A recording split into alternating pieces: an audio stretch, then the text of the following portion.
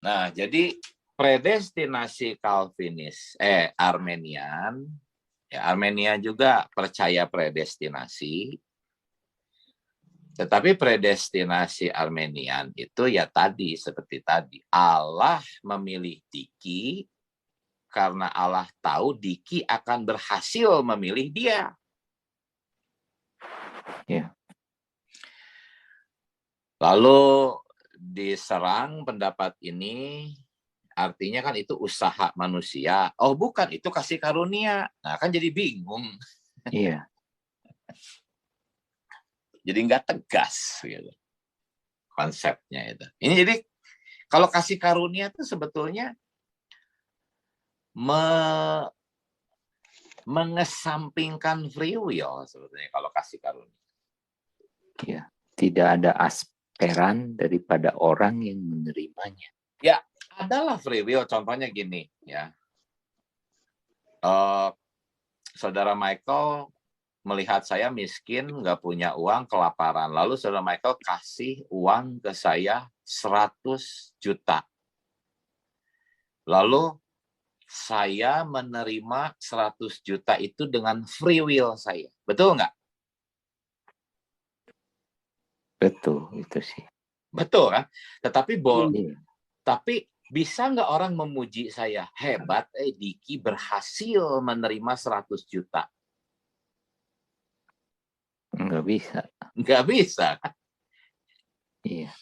Apa hebatnya saya? Iya. Saya lagi lapar, saya lagi butuh uang. Saudara Michael datang, kasih 100 juta. Saya terima dengan free will saya. Oh, Diki hebat, berhasil menerima 100 juta dari Michael. Bodoh kan yang memujinya ya? Iya. Nah, memang free will itu tidak ditiadakan. Iya. Walaupun itu bukan hasil usaha manusia, bukan berarti tidak meniadakan free will. Saya bisa aja tidak menerima dari Michael. Diam, bisa aja. Tapi free will saya menerima. Tetapi free will saya tuh begitu sangat kecil dibandingkan dengan pemilihan Allah. Betul nggak? Iya. Bisa melihat nggak bahwa pemilihan Allah tidak membuang free will?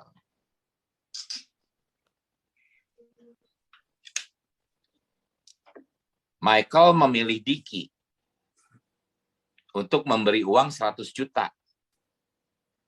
Padahal masih banyak orang miskin lain. Apakah free will Diki ditiadakan?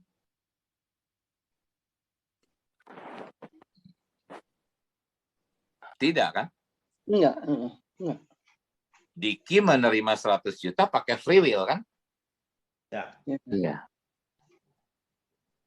Jadi pemilihan Allah mengabaikan free will manusia nggak? Enggak. Enggak kan? Enggak. Iya, enggak. Nah, Armenian menyangka dan menuduh atau mengeluarkan statement bahwa kalau Allah menetapkan seseorang selamat, itu berarti tidak ada free will. Betul nggak? Enggak. Enggak kan? Enggak. Ilustrasi yang tadi 100 juta itu. Ya. Tapi itu kalau penjelasannya begini bertentangan dengan isi Efesus 2 ayat 8 dan 9. Apa itu? Karena bukan hasil usahamu, bukan hasil pekerjaanmu. Di dalam usaha dan pekerjaan ini kan ada free will. Nah, saudara dan Michael kasih ke saya juga 100 juta. Ya. Saudara Michael datang ke saya bawa uang 100 juta kasih ke saya. Saya berusaha nggak dapetin 100 juta? Enggak. Enggak sebenarnya. Tapi saya menggunakan Tapi- free will nggak? Menerima Iya. 100 juta. Ya, dalam aspek seperti itu sih memang sepertinya ada ya. Tapi karena kita sedang berbicara tentang firman Tuhan, menggunakan ayat-ayat yang ada, ya, aspek free will di sana itu kalau dilihat di aspek firman itu tidak ada. Gitu.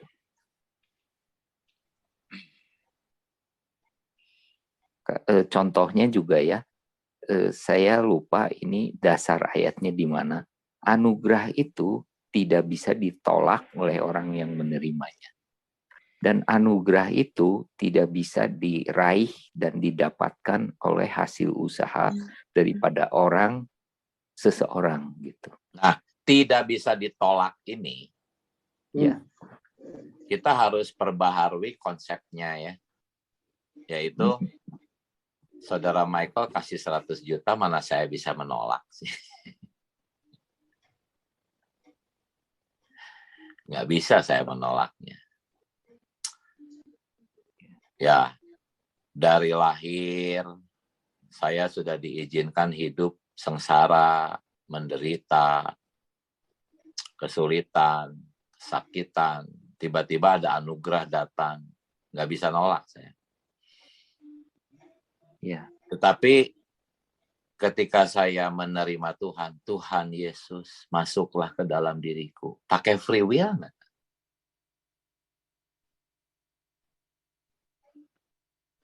Pakai. Ya, memang sih kalau dibahas secara begini, terlihat ada unsur free will yang bisa disebut relatif absolut di situ ada. Nah, sebetulnya ungkapan para guru-guru Calvinis ini dia mengatakan bahwa free will manusia itu ada, tetapi berada di dalam suatu ruang lingkup yang sangat besar sehingga free will itu jadi kecil gitu. Jadi terlihat kecil. Sedangkan Allah terlihat begitu besar. Free will tidak hilang, tapi terlihat hanya jadi bagian kecil aja gitu. Dari ya kemahakuasaan Allah, kasih Allah, kedaulatan Allah. Ya, free will itu ada, tidak hilang, tetapi jadi sangat kecil artinya. Sedangkan Armenian itu sangat meninggikan dan membesar-besarkan free will. Ketika dibesar-besarkan, Diki berhasil. Hebat tuh Diki. Bisa berhasil memilih. Orang lain gak berhasil, dia berhasil. Ini kan membesar-besarkan free will ya. Begitu orang mengatakan itu bukan hasil usaha, iya itu kasih karunia, dikecilin lagi free will-nya tuh ya. Nanti digedein lagi free will-nya tuh. Pengen dianggap, aduh kalau Diki itu beruntung gitu. Kalau beruntung kan kasih beruntung. karunia kan. Ya, kasih karunia, jadi beruntung bisa dikasih, kan nggak semua orang dikasih gitu. Tetapi free will saya harus bangkit, saya harus mengulurkan tangan, menerima uang dari Michael. Saya harus mengambil keputusan, ya aku menerima Tuhan. Sebab kemarin-kemarin ada beberapa tahun lamanya, saya terus-menerus menahan, tidak mau menerima Tuhan. Tapi karena pekerjaan Roh Kudus di dalam saya, akhirnya free will saya memilih. Ya Tuhan Yesus, aku mau menerima Engkau.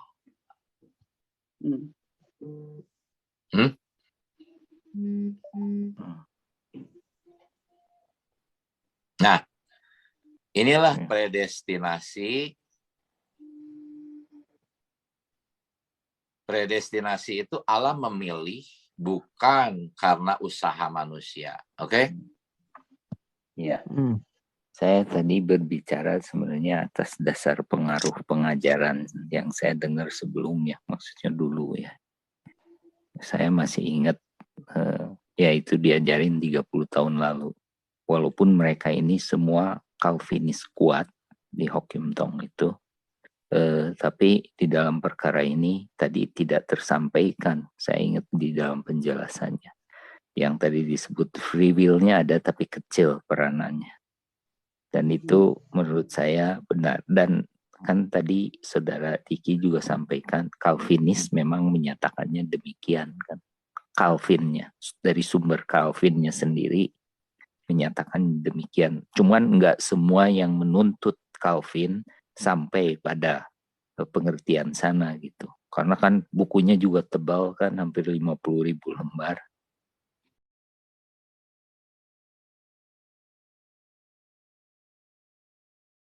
Jadi ini poin A, ayat-ayat yang menunjukkan bahwa keselamatan seseorang adalah inisiatif Allah.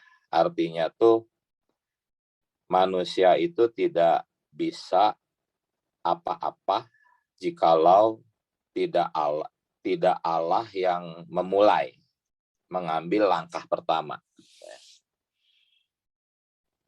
Karena konsep free will, kehendak bebas, ya, konsep kehendak bebas pada umumnya menganggap atau percaya bahwa keselamatan itu tergantung manusia mau terima atau enggak. Artinya inisiatifnya itu dari manusia, secara tanpa sadar pemikirannya seperti itu. Tetapi di sini kita akan melihat bahwa keselamatan itu betul-betul inisiatif Allah. Manusia sama sekali tidak bisa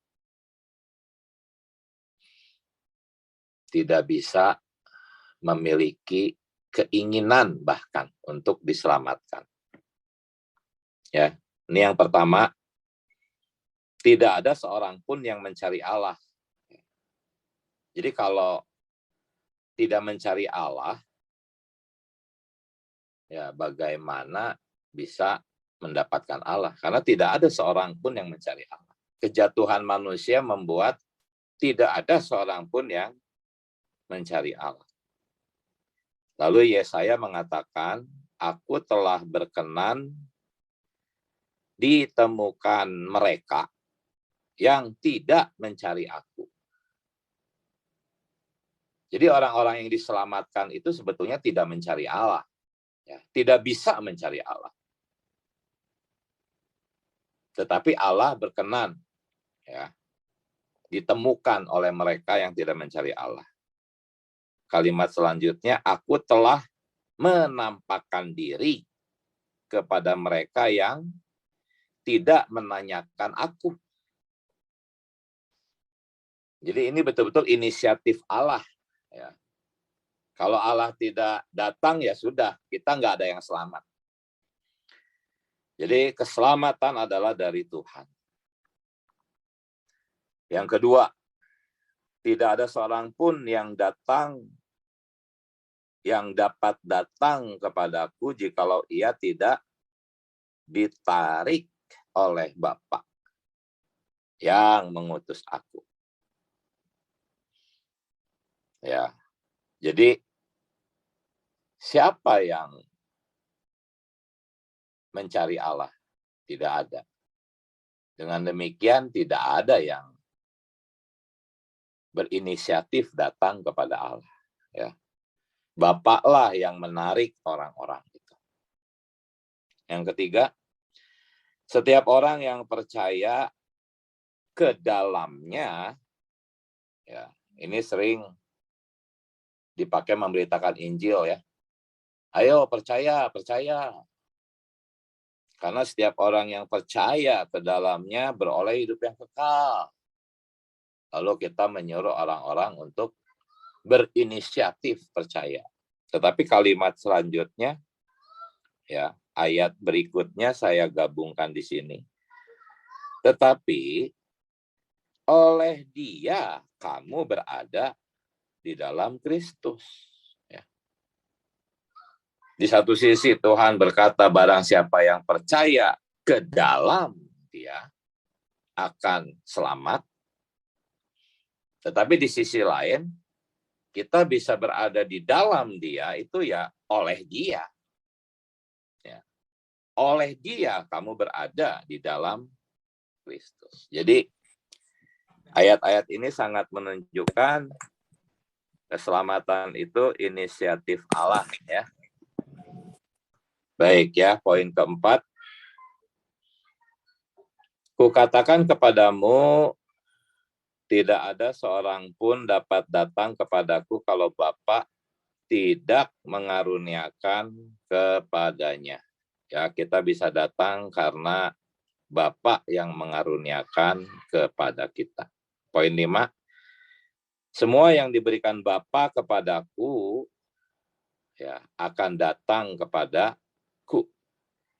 Jadi kita bisa datang kepada Tuhan itu karena kita diserahkan oleh Bapa kepada Tuhan, ya.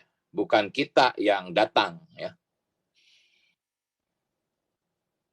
Poin 6, dan inilah kehendak Dia yang telah mengutus aku, yaitu supaya dari semua di sini adalah orang yang telah diberikannya kepadaku. Ya. Jadi ini orang-orang tuh diberikan Allah kepada Tuhan Yesus, ya. Bukan datang sendiri. Ya. Kemudian yang ketujuh, Bapakku yang memberikan mereka kepadaku. Ya. Saya bacanya sepotong-sepotong ya, hanya menekankan yang diberi cetak tebal. Jadi sekali lagi kita lihat bahwa semua ini peranan daripada Allah. Kita bisa percaya, kita bisa selamat, kita bisa datang kepada Tuhan. Ya, itu semua seperti Mephiboset ya. Daud yang berinisiatif membawa Mephiboset masuk ke istananya ya.